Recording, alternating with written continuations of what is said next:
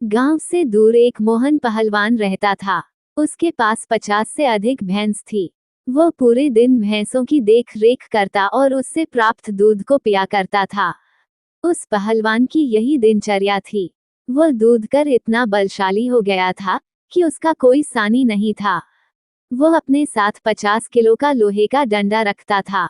आवश्यकता पड़ने पर उसी डंडे से वह युद्ध किया करता था। कुछ समय से वह उस रास्ते आए गए लोगों से पूछा करता था, मेरा विवाह किधर होगा, मेरा विवाह किधर होगा। इस पर लोग उसको कोई उत्तर न दे पाते थे और वह उन लोगों की पिटाई कर देता था। एक दिन की बात है, एक ब्राह्मण और एक नाई हजाम दूर देश विवाह का रस्म करने उस रास्ते से जा रहे थे। रास्ते में मोहन पहलवान मिल गया। अन्य की भांति वो पहलवान उनसे भी पूछने लगा, मेरा विवाह किधर होगा। दोनों काफी भयभीत स्थिति में थे। वह जानते थे कि इस जवाब नहीं देने पर यह पहलवान उनकी पिटाई कर देगा। इस पर नाई ने एक युक्ति लगाई और दूर ताड़ का पेड़ दिखाकर कहा, तुम्हारा विवाह उधर होगा। मोहन पहलवान बहुत प्रसन्न हुआ। उसने अपनी 500 भैंस उन दोनों को सुपुर्द कर दिया। कहा, ये सब तुम लेते जाओ, अब मेरे किस काम के। अब मैं चला अपने ससुराल खातिरदारी करवाने। मोहन पहलवान ने क्या किया।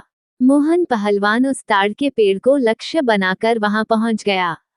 वहां एक झोपड़ी थी, उसके अंदर एक महिला और एक बच्चा था। वहां जाकर पहलवान ने हाजिरी लगाई। उस महिला को समझ नहीं आया कि यह कौन है, किंतु सोचा कि वह मेरे पति के जानकार होंगे, इसलिए उसको मेहमान के कमरे में बिठा दिया और लोटा बाल्टी हाथ पैर धोने के लिए उसे दिया। महिला का पति जब आता है तो उस आदमी को वहां पाकर अचरज में पड़ जाता है कि यह कौन है। अपनी पत्नी से पूछता है तो वह कहती है, पता नहीं ये कौन है। मैं तो सोच रही थी कि यह तुम्हारा कोई परिचित होगा और तुम्हारे जैसा ही यह बदतमीज है, मुझे भी एक थप्पड़ मारा है इसने। लड़का रो रहा था तो ये कहते हुए, मारा लड़के को क्यों रुला रही है। इतना सुनते ही उसका पति क्रोधित होकर उस आदमी के पास गया और कहने लगा कि तूने मेरी बीवी को कैसे मारा। कहते हुए उससे झगड़ा शुरू कर दिया। मोहन पहलवान था, वह ये बदतमीजी बर्दाश्त नहीं कर पाया। उसने अपना लोहे का डंडा उठाया और एक सिर पर लगा दिया। वह आदमी वहीं मर गया। उसकी बीवी कहने लगी कि अब तो मेरे पति ही एक सहारा थे, वह भी मर गए, अब तुम्हारे साथ ही आधी जिंदगी निर्वाह होगी।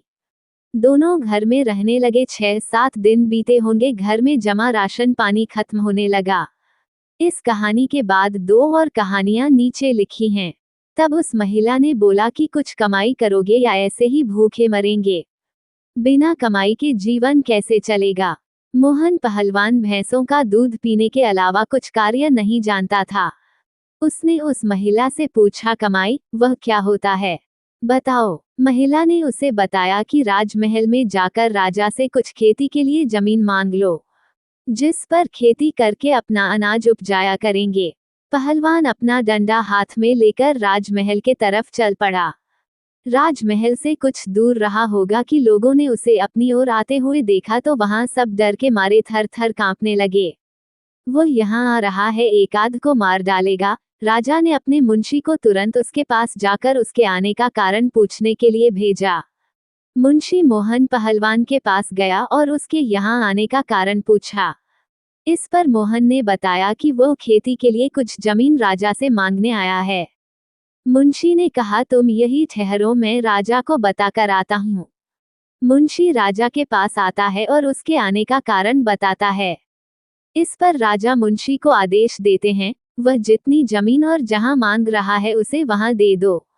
भूतिया कहानी। मुंशी तुरंत मोहन पहलवान के पास जाता है और उसे चालाकी से एक जमीन देता है जो शमशान घाट के पास बंजर पड़ी थी।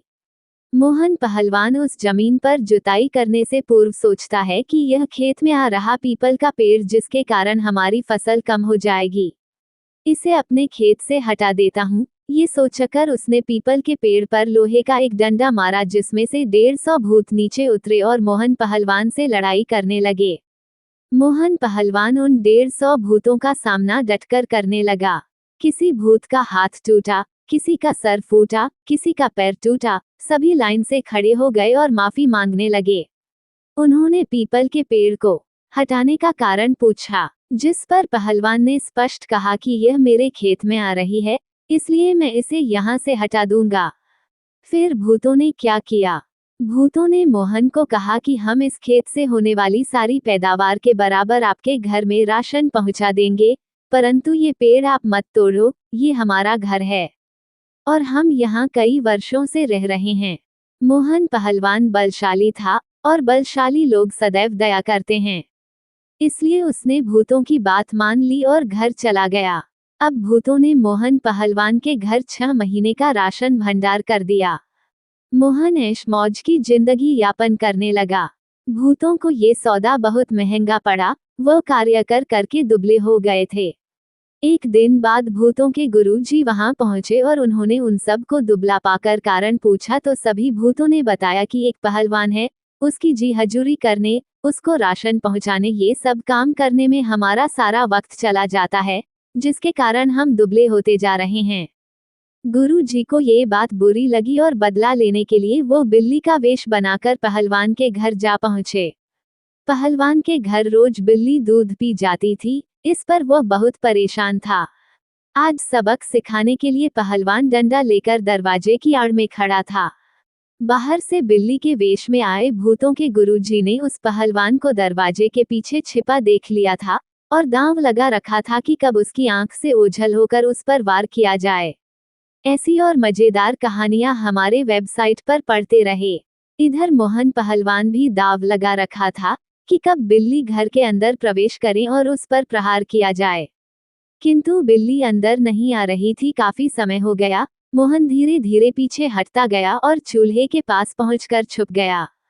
बिल्ली आई तो उसने मोहन पर अचानक वार करने के लिए जो ही प्रयास किया, मोहन सतर्क की स्थिति में था। उसने एक डंडा बिल्ली के कमर पर लगा दिया। अब भूतों के गुरुजी के पसीने छूट गए, सभी हड्डियां टूट गई।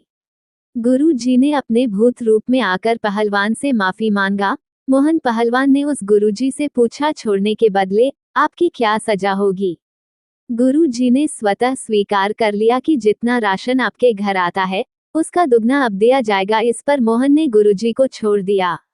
गुरुजी अपने चेलों के घर पहुंचे और पूरा वाकया बताया। अब राशन दुगना पहुंचाना होगा। इस पर उनके सारे चेले सिर पीट कर रह गए।